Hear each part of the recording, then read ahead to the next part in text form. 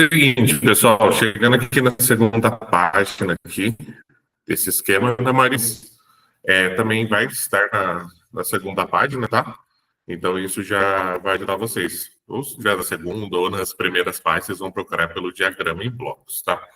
Isso é de muita importância, pessoal, porque vocês vão chegar aqui, ó, vão ver esses quadradinhos aqui, ó, tudo aqui, e vão começar a entender como que funciona, no caso aqui,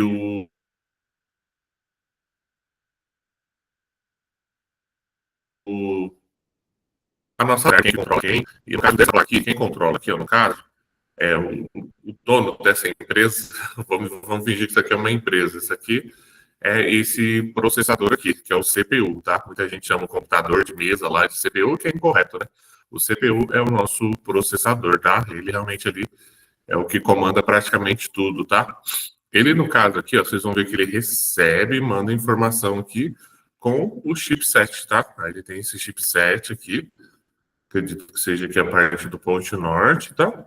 E aqui temos um outro chipset que eu acredito ser o ponto sul, tá? Não pesquisei a fundo aqui, mas acredito que seja isso, ok? Então, essas máquinas antigas geralmente tinham dois chipsets, né? Depois acabou virando um, aí teve aí questão da evolução com o PCH.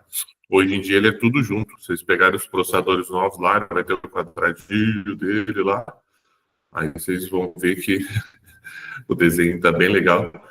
Aí vocês vão ver que vai ter um quadradinho lá, que ele é o CPU, e o do lado dele lá vai ser o chipset, tá? O desenho, esquece que tá péssimo, mas é realmente só para vocês entenderem que hoje o processador é tudo uma coisa só, tá? Aí no caso, tanto o processador quanto o chipset aqui, eles ficam juntos, né? Então se der um defeito em qualquer um deles ali, vai acabar você, para poder resolver, tem que trocar tudo, né?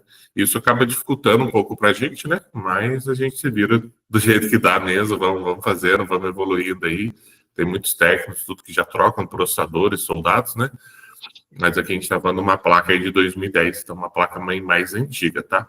E no caso aqui, esse chipset aqui, ó, ele controla quem? O circuito CRT e o nosso circuito LVDS, que é a tela, tá? E também ele controla aqui a nossa parte das memórias, tá? Tem algumas informações interessantes, ele já mostra aqui pra gente aqui, ó, que ele é dual channel, então, ou seja, ele tem duas memórias, tá? Dá para você, aliás, dá para você colocar duas memórias, tá? Ele mostra as frequências suportadas por eles, tá? Que é de 800 a 1066 MHz. Isso é bem importante quando vocês forem, no caso, tá comprando uma memória, ver se a sua placa suporta a frequência, então você vai ligar a sua memória e ela, no caso, não vai... A máquina não vai dar vídeo, né? Porque ele não vai, no caso, ter a frequência correta. Ele já mostra pra gente que é DDR3, tá? Que é 1.5 volts, tá? Isso aqui é uma coisa bem importante, a gente saber qual que é a voltagem da memória.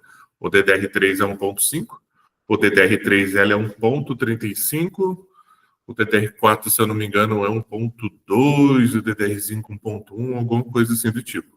Não sei exato de cabeça, mas na dúvida ali, bate um Google ali, qual que é a voltagem da memória, já vai mostrar para vocês exato ali. E por que devemos saber isso? Se a máquina só suporta, por exemplo, 1.35 volts, porque o DDR3 e o DDR3L, ele tem, no caso, o mesmo tamanho ali. É o mesmo, você consegue encaixar. Só que tem algumas placas que só aceitam 1.35 volts. Então, no caso, se você colocar uma memória ali 1.5, a máquina não vai dar vídeo. E às vezes você vai achar que é um problema de placa, enfim. E às vezes o problema só estava na memória, tá? Então, aqui no caso, aqui o chipset aqui, ele vai controlar, no caso, esses três aqui de cima. Esse outro aqui, que no caso que vamos dizer que isso aqui fosse o dono da empresa, o processador, esse chipset aqui, no caso, como fosse o gerente, e esse aqui o subgerente. E como em muitas empresas, né, não é porque o processador é o mais alto ali da empresa, às vezes não é o que mais trabalha, né? No caso, em algumas empresas, não é questão de trabalho, é questão de funções, né? Então, no caso aqui, esse subgerente aqui vai ter mais funções. Ele vai ter minicard, vai ter esse RJ45 da internet, vai ter o cartão de memória, a câmera, as USBs, enfim, a parte SATA, aí por aí vai, tá? Touchpad, teclado, BIOS. Então, tem bastante coisa aqui que ele vai estar controlando, tá? E por que que a gente deve saber tudo isso, gente? Porque às vezes você vai saber, às vezes está com um problema em algum circuito, alguma coisa, a gente vê quem controla eles. Por exemplo, o USB aqui, você já trocou o USB, você já viu que o circuito está tudo ok, e às vezes é uma falha lá no chipset. Então a gente vai lá e analisa o chipset, tá? Se realmente ele está com defeito, ou se tem algum problema até ali no volta dele, algum componente, alguma coisa, se oxidou, o que que aconteceu, se é o chip, né? Tava relando lá o dedinho, ver se está esquentando demais, está com óxido isopropílico, entendeu? Porque esquentar, eles sempre vão estar quentes, só que chega num estado ali que realmente é muito, muito alto. Então a gente realmente já começa a perceber. Já aconteceu o caso de cliente falar assim para mim: olha, Fred, minha máquina está com todas as USB sem funcionar e também o HDMI. Você troca todas as entradas? E sem eu estar com a máquina, eu falei para ele: provavelmente você tem um problema no seu chipset. Isso sem pegar o equipamento, porque imagina, gente, eu tenho lá 4 USBs, HDMI, teria que dar defeito em todos, poderia acontecer? Poderia, mas é muito difícil. Então a gente já sabe ali que o chipset dele já estava realmente dando defeito. Então tem algumas coisas assim que a gente consegue só com questão lógica. E vocês, depois, para vocês pegarem ali e poder analisar isso, o diagrama em blocos ajuda bem a você entender quem que controla quem e tudo mais, tá? Então, toda esquema elétrico ali, praticamente, se não for todo, pelo menos 99% dos que eu pego tem o diagrama em blocos, tá? Explicando tudo certinho, quem controla quem e tudo mais, tá? Sempre vai ser essa questão de processador, chipset. Nas placas mais novas vai ser um quadrado ali só que no caso, o processador ali junto com o PCH junto.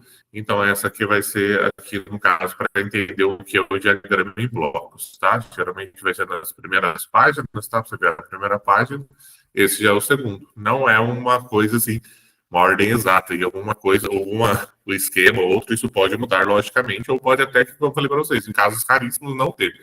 Mas eu, de verdade, quase todos que eu pego, tenho o diagrama em blocos, e é uma coisa assim que realmente a gente precisa saber, porque a gente acaba utilizando muito nos dia a dia de reparo, ok?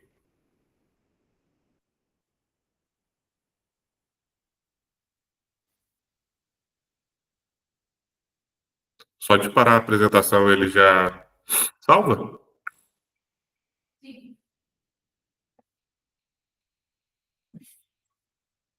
Não sei se deu certo ou não. Mas se deu algum erro, alguma coisa. Não tem como saber, só porque só fica disponível no Drive depois da gravação. Como é curtinho, acho que hoje mesmo deve disponibilizar, mas. Olha o delay! Olha, eu falo aqui, depois do tempinho que aparece lá. É, posso fechar aqui de novo. Pode.